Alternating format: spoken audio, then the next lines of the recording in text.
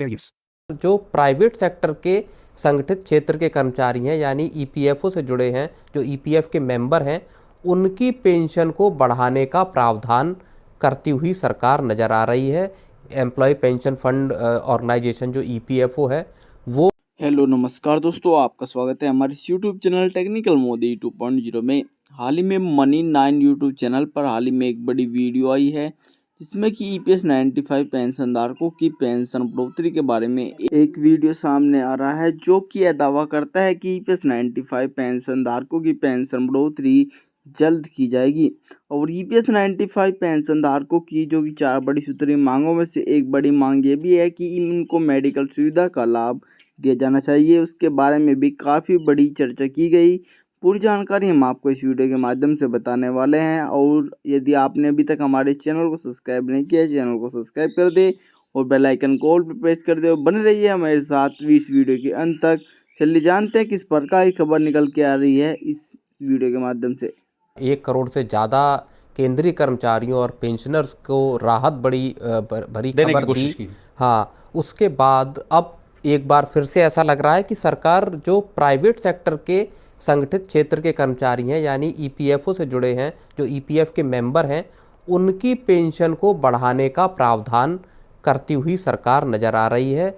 Employ pension fund organisation जो EPFO है वो उसके तहत आपका जो एम्प्लॉय पेंशन स्कीम है वहाँ पे जो 1,000 रुपये की न्यूनतम पेंशन अब तक थी, जो 2014 से थी, उसको अब बढ़ाकर 7,500 रुपये करने की बात आ रही है। इसकी मांग लंबे वक्त से उठ रही थी और अब ऐसा लग रहा है कि जिस तर्ज पर केंद्रीय कर्मचारियों के लिए पिछले साल यूनिफाइड पेंशन स्कीम का ऐलान हुआ, यूपीएस का ऐलान हुआ, और अब सरकार एक यूनिवर्सल पेंशन स्कीम भी लाने की बात कर रही है, तो जो संगठित क्षेत्र के कामगार हैं, कर्मचारी हैं, वहाँ पे भी एक बड़ी राहत मिल सकती है अगर 7,500 की पेंशन आपको दी जाती है तो। जी सर, इसके साथ ही जो ईपीएस 95 एजुटेशन कमेटी है वो तो न्यूनतम पेंशन में बढ़ोतरी की बात कह ही रहा है। इसके साथ और साथियों, इसमें मेडिकल सुविधा के बारे में भी गहन चर्चा की गई है। क्या ईपीएस 95 पेंशन धारकों को पेंशन बढ़ोतरी के साथ उनकी मेडिकल सुविधा का लाभ दिया जाना चाहिए या नहीं दिया जाना चाहिए, इसके बारे में काफ़ी बड़ी चर्चा हुई। चलिए जानते हैं इस बड़ी रिपोर्ट के माध्यम से।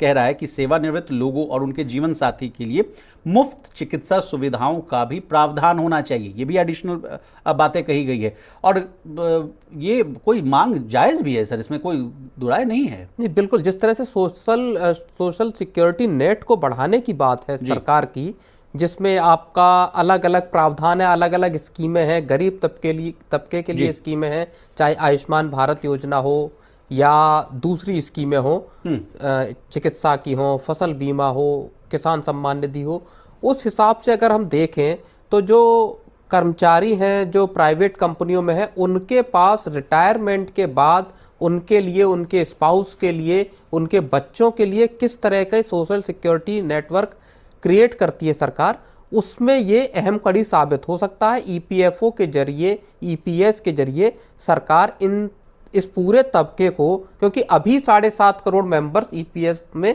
जुड़े हुए हैं, उनके लिए अगर इस तरह की चिकित्सा का, इलाज का खर्च जैसे सीजीएचएस का है, सेंट्रल गवर्नमेंट के कर्मचारियों के लिए हेल्थ की जो सर्विसेज हैं, सुविधाएं हैं, उसमें कैशलेस स्कीम है, वो मुहैया कराई जानी चाहिए। जो प्राइवेट सेक्टर के, जो ऑर्गेनाइज्ड सेक्टर के एम्प्लॉयज़ हैं, उनको ये मांग उठ रही है, ये जायज़ भी मांग दिखाई देती है। सर, कल जो बैठक होने वाली है सेंट्रल बोर्ड ऑफ ट्रस्टीज की, सीबीटी की, उसमें एक और बातें भी सामने आ रही है सर। कहा जा रहा है कि ईपीएफओ का जो ब्याज मिल रहा है सर, ईपीएफ का जो ब्याज है उसमें जो है कटौती की जा सकती है। हालांकि हम लोगों ने इस पर चर्चा भी किया, लेकिन उसको भी अगर आप और यदि साथियों आपको अभी तक ये नहीं पता है कि आज एक सीबीटी की मीटिंग भी होने वाली है, जो कि ईपीएस 95 पेंशन धारकों का मुद्दा उसमें शामिल हो सकता है। और उस मुद्दे को लेकर यदि कुछ बड़ी बैठक होती है और उसमें ईपीएस 95 पेंशन धारकों का मुद्दा शामिल होता है, तो एक बड़ा प्रयास होगा कि ईपीएस 95 पेंशन धारकों को मिनिमम पेंशन 7,500 रुपये प्रति माह के रूप से उनको दी जा सके। और यह जानकारी आपको कैसी लगी कमेंट बॉक्स में बताना न भूलें। मैं मिलता हूँ आपको एक और नई ऐसी बड़ी ताज़ी खबर के साथ। लेता हूँ अलविदा, तब तक के लिए जय हिंद, जय भारत।